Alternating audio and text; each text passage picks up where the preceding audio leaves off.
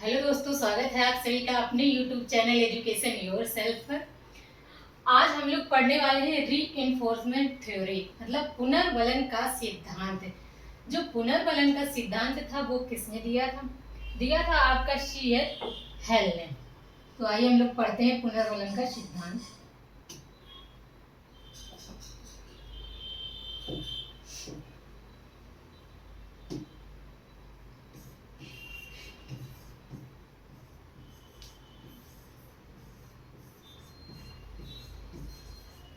Reinforcement theory.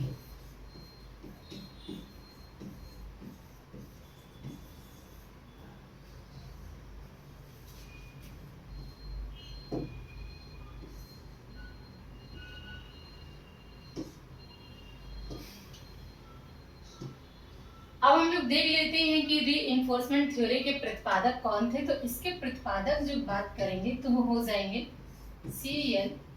Hello. पूरे नाम की अगर बात कर ले रहे हैं तो इनका पूरा नाम क्या हो जाएगा? Clerk Leonard.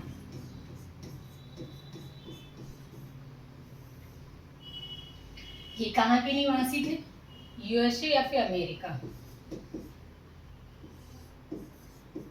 ठीक है। इन्होंने कौन सा सिद्धांत दिया था? अगर बात की जाए तो रीइंफोर्समेंट या फिर पुनर्बलन का सिद्धांत। अब यहाँ पर बात करेंगे कि इन्होंने किस पर प्रयोग किया गया था। अगर इनके प्रयोग की बात कर लेते हैं तो इन्होंने प्रयोग किया गया था चूहा और बिल्ली पर।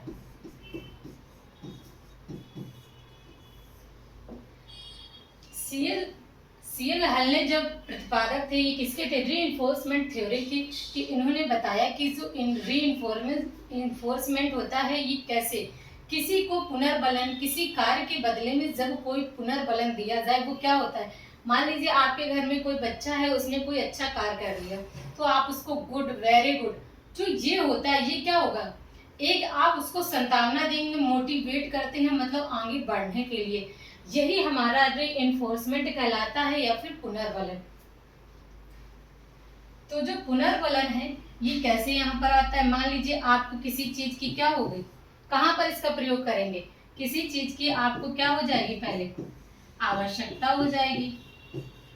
इसके बाद में जब आपको किसी चीज की आवश्यकता है तो आप उसके मतलब कार्य करने के लिए कैसे प्रेरित होंगे? तो आप खुद एक चालक बनेंगे। किसी कोई भी कार्य आपका है, उद्देश्य है आपका, और आप क्या करेंगे? तभी किसी कार्य के लक्ष्य तक पहुंचेंगे। अभी हम लोगों की आवश्यकता क्या हो गई? जॉब हो गई। तो हम लोग जॉब तो करेंगे, लेकिन कैसे करेंगे? पहले तो हम लोग सीटेट का एग्जाम देंगे, इसके बाद में सुपर टेट का एग्जाम देंगे। तो हमारी आवश्यकता यहाँ पर क्या है? हमारी आवश्यकता यहाँ पर जब जॉब है तो और चालक कौन होंगे? चालक हम और आप ही होंगे। मेहनत हम लोगों को ही करनी होगी। मतलब जो ड्राइवर हो गया वो कौन हो गया? ड्राइव करने वाला हम या आप होंगे। इसके बाद में जब आप फाइनली जॉब तक या एग्जाम तक पहुंच करके जब जॉब तक सेलेक्ट होंगे तो ये हमारा क्या हो जाएगा? यही हमारा लक्ष्य हो जाएगा। यहाँ पर बात की गई है किसी कार्य को करने के लिए अपने आप को हमेशा चलाते रहे, मतलब ड्राइव करते रहना और लक्ष्य तक पहुंचते रहना, यही हमारा क्या हो जाता है? पुनर्बलन हो जाएगा। पुनर्बलन मतलब जॉब के लिए ही आप क्या कर रहे हैं? सारी मेहनत कर रहे हैं, या फिर जब टीचिंग की क्लास ले रहे हैं, अपने आप को तैयार कर रहे हैं, ये पूरा क्या हो गया? ये एक जो प्रोसेस चल रहा है वो किस लिए? अपने लक्ष्य को यहाँ पर प्राप्त करने के लिए।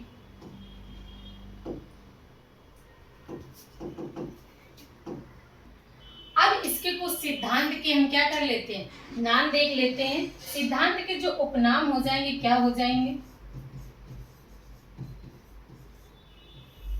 सिद्धांत के उपनाम।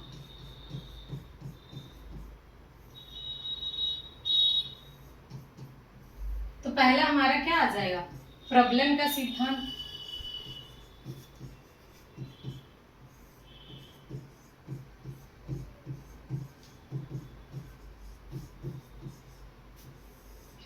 ये बहुत इंपॉर्टेंट होता है और यही हमारे एग्जाम में नाम दे देते हैं तो हम लोग थोड़ा सा कंफ्यूज हो जाते हैं कि ये कौन सा होगा, ये कौन सा होगा।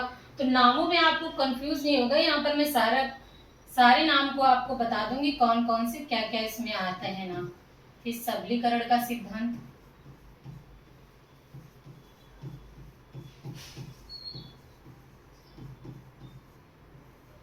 नेक्स्ट हो जाएगा चालक न्यूनता का सिद्धांत,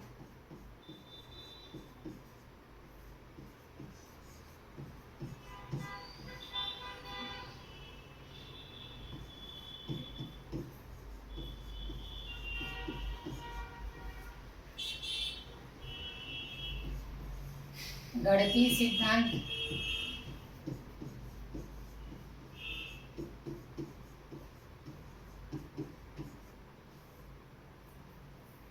फिर होगा सतत अधिगम का सिद्धांत,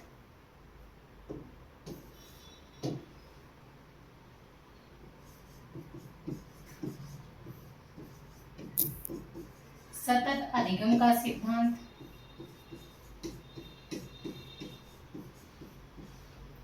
अंतर्नोद न्यूनता का सिद्धांत,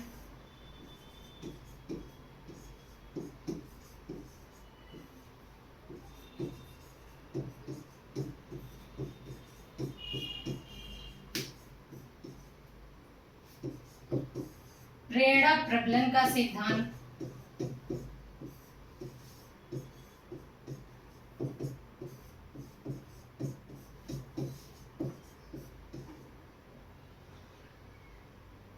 और नेक्स्ट हमारा हो जाए जैविकी अनुबंधन का सिद्धांत,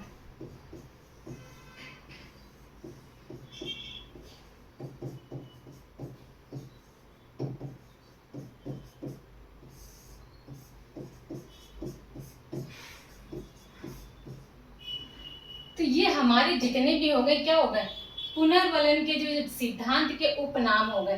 तो पहला हमारा क्या हो जाएगा, प्रबलन का सिद्धांत, दूसरा हमारा हो गया सबलीकरण का सिद्धांत, तीसरा हो गया हमारा चालक न्यूनता का सिद्धांत, चौथा हो गया गणितीय सिद्धांत, फिर पांचवा हमारा हो गया सतत अधिगम का सिद्धांत, नेक्स्ट हमारा है 6 नंबर अंतर्नोद का सिद्धांत, अंतर्नोद या न्यूनता का सिद्धांत, फिर हमारा नेक्स्ट आ जाएगा प्रेरणा और प्रबलन का सिद्धांत, जैविकी अनुबंधन का सिद्धांत।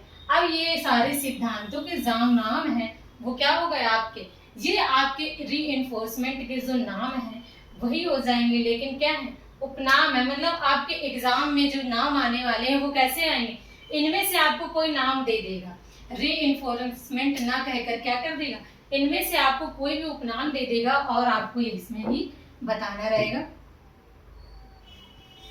अब हम लोग बात कर लेते हैं कि इनकी बुक कौन सी थी, तो इनकी बुक की बात कर लेते हैं। और एक सूत्र आता है,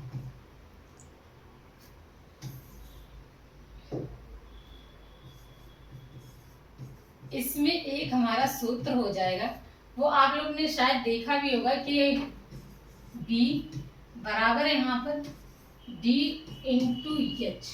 तो ये क्या हो जाएगा, हम लोग को याद करने के लिए थोड़ा सा इजी। तो B से हमारा बिहेवियर मतलब व्यवहार,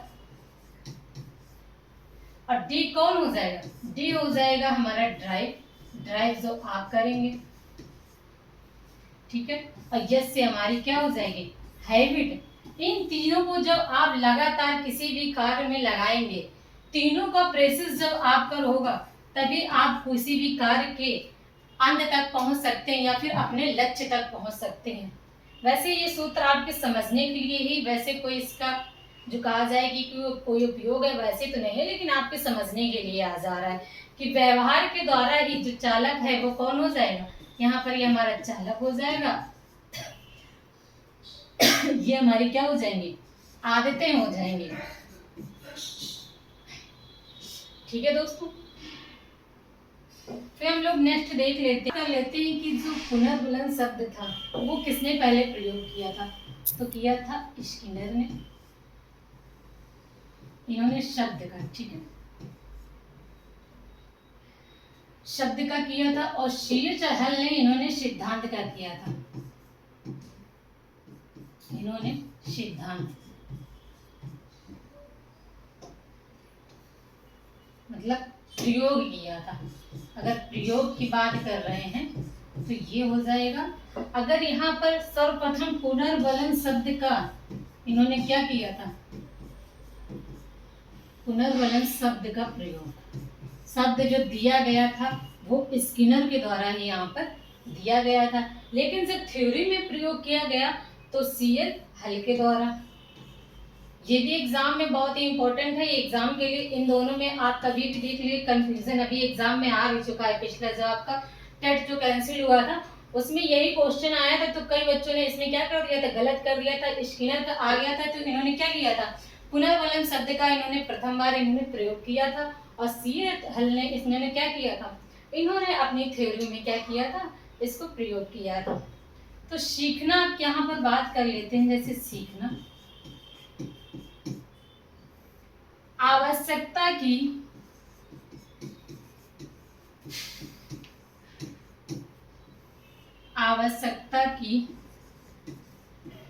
पूर्ति के फलस्वरूप होता है।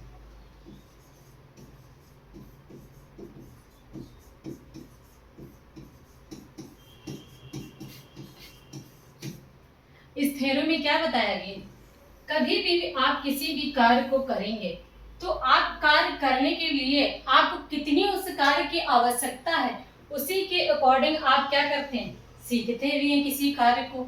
मान लीजिए आपने अभी यहाँ पर एग्जाम के आपको पता चल गया 20 अगस्त को, तो आपको टारगेट यहाँ पर सीटेट का है, तो आप किस तरह से प्रिपरेशन करेंगे। आपको 1 घंटे से पढ़ाई पहले आप कर रहे थे, अब आप 2 घंटे कर रहे होंगे, फिर 3 घंटे करेंगे।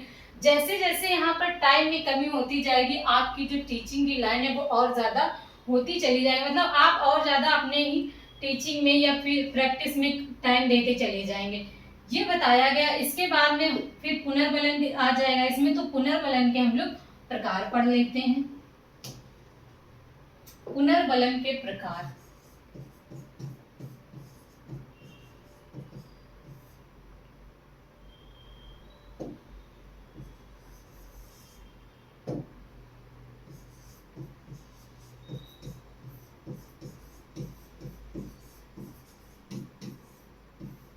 पुनर्वलन कितने प्रकार का हो जाएगा, यहाँ पर हमारे 2 प्रकार का हो जाएगा। पहला कौन सा होगा, सतत, दूसरा यहाँ पर हो जाएगा आंशिक या असतत। आंशिक से ही आप समझ गए हैं कि थोड़ा बहुत, या फिर असतत।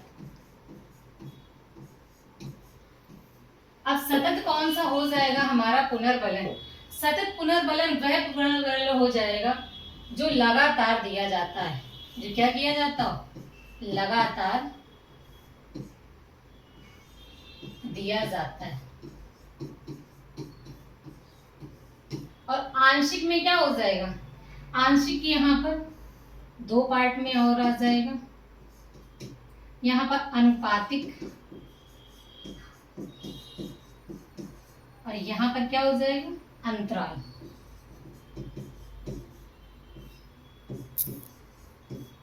जब अंतराल की बात करेंगे तो ये कब दिया जाएगा, मतलब किसी समय में, 1 महीने में हो सकता है, 3 महीने का, आपका मतलब आप जहां भी पढ़ रहे हैं वहां पर एक टाइमिंग रखी जाती है कि 3 महीने में आपका एग्जाम होगा, 1 साल में होगा, मतलब अंतराल कुछ टाइम दे दिया जाए, जैसे तिमाही, ठीक है, छमाही या फिर सालाना।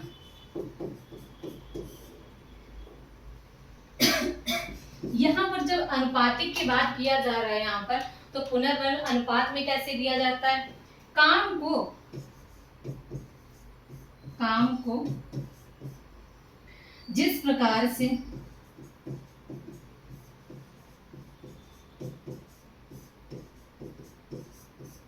अच्छा या बुरा आप करते हैं,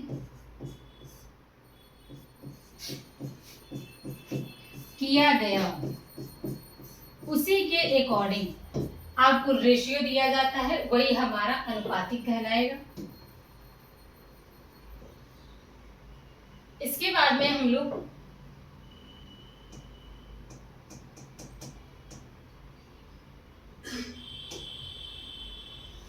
एक बार फिर से देख लेते हैं थोड़ा सा। तो रीइंफोर्समेंट थ्योरी थी वो किसने दी थी, सीएल हल ने दी थी। कहाँ के रहने वाले थे, यूएसए के। प्रयोग क्या था इनका, चूहा या फिर बिल्ली पर। और इनका एक सूत्र था वो क्या हो जाएगा, आवश्यकता चालक या फिर लक्ष्य। मतलब हमें किसी जब चीज की आवश्यकता होती है तभी हम ड्राइव करते हैं, मतलब चालक स्वयं बनेंगे और अपने लक्ष्य तक हम लोग पहुंचेंगे। फिर इसके उपनाम आ जाएंगे जो आपको बताए थे, तो प्रबलम का सिद्धांत हो गया, फिर सबलीकरण का, चालक का, न्यूनता का सिद्धांत, गणितीय सिद्धांत हो जाएगा। फिर नेक्स्ट हमारा सतत अधिगम का सिद्धांत, नेक्स्ट हमारा अंतर्नोद न्यूनता का सिद्धांत, नेक्स्ट प्रेरणा प्रबलन का सिद्धांत, फिर नेक्स्ट आ जाएगा जैविक अनुबंधन का सिद्धांत। मतलब ये सारे हमारे पुनर्बलन के क्या हो जाएंगे, उपनाम हो जाएंगे। फिर मैंने आपको बताया था एक सूत्र, मतलब कार्य करने की जो आपके अंदर क्षमता है वो किस अकॉर्डिंग होती है, तो B बराबर हमारा होता है D इंटू एस। मतलब यहाँ पर हमारे व्यवहार कैसे हो जाएंगे, जैसे हम ड्राइव करेंगे उसी के अकॉर्डिंग हमारी हैबिटें हो जाएंगी। अगर हमने अपने आप को अपने मन में बना लिया है कि हमारी हैबिट सुबह 5 बजे 6 बजे की उठनी है और हमें इतने घंटे स्टडी करनी है, अपने लक्ष्य को यहाँ पर प्राप्त करना है, तो ये आपकी क्या हो जाएगी, हैबिट हो जाएगी। इसके बाद में हम लोगों ने बताया था कि जो स्किनर थे इन्होंने क्या किया था, पुनर्बलन शब्द का सर्वप्रथम इन्होंने, मतलब जो शब्द था वो किसने दिया था, स्किनर ने दिया था। अगर प्रयोग की बात कर लेंगे CL हल ने दिया था, और ये बहुत ही इंपॉर्टेंट हमारा है क्वेश्चन इन्हीं दोनों में से, अगर थ्योरी की बात करें तो इन्हीं दोनों से आता है, ठीक है। फिर नेक्स्ट हमने क्या आपको बताया, पुनर्बलन के प्रकार। सतत की बात कर ले, मतलब जो कभी भी आपको दिया जा सकता है। आंशिक की बात कर ले तो ये दो टाइप से होगा, अनुपातिक और अंतराल। अंतराल का मतलब यहाँ पर तिमाही छमाही सालाना कहीं से भी हो सकता है, लेकिन अनुपातिक की बात कर ले तो जिस कार्य को आप कर रहे हैं रेशियो में, अगर आपको यहाँ पर क्या परसेंटेज में बताया जाता है कि कितने % आपने इस वीडियो को लाइक किया, तो जितनी आपको अच्छी लगेगी आप उसी के अकॉर्डिंग इस पर क्या करेंगे, लाइक करेंगे, कमेंट करेंगे। इसी तरह से अनुपातिक में आपको बताना है, उसकी बात की जा रही है। थैंक यू दोस्तों, ज़्यादा से ज़्यादा आप लोग वीडियो को लाइक करते रहिए, शेयर करते रहिए। आप लोग जितने ज़्यादा यहाँ पर शेयर करेंगे उतने ज़्यादा हम लोगों को मोटिवेशन मिलता है अपने कार्य को आगे बढ़ाने के लिए। आपका ऑनलाइन यहाँ पर से आप नहीं होगा तो ऑफलाइन पेपर होने वाला है, तो आप लोग ऑफलाइन जो प्रैक्टिस सेट है वो ज़रूर लगाते रहिए। और आपके लिए एक खुशखबरी भी आ गई, शायद बिहार के लिए जो फॉर्म थे अब यूपी वालों के लिए भी हो गए, तो आप सब फॉर्म को फिल करते रहिए। हालांकि आज या कल में साइट बहुत बिजी जा रही है तो अभी फॉर्म शायद भरे नहीं जा रहे हैं, लेकिन आप लोग इसको दिन प्रतिदिन क्या करते रहिए, फॉर्म भरने की यहाँ पर कोशिश करते रहिए। कहीं ना कहीं से तो वैकेंसी आप लोगों में कहीं से भी आएगी, प्रैक्टिस करते रहे, हो सकता है तब तक सुपर टेट की आ जाए। जब सुपर टेट की आ जाए तो आप लोग उसको भी फिल करिए, ठीक है दोस्तों, थैंक यू।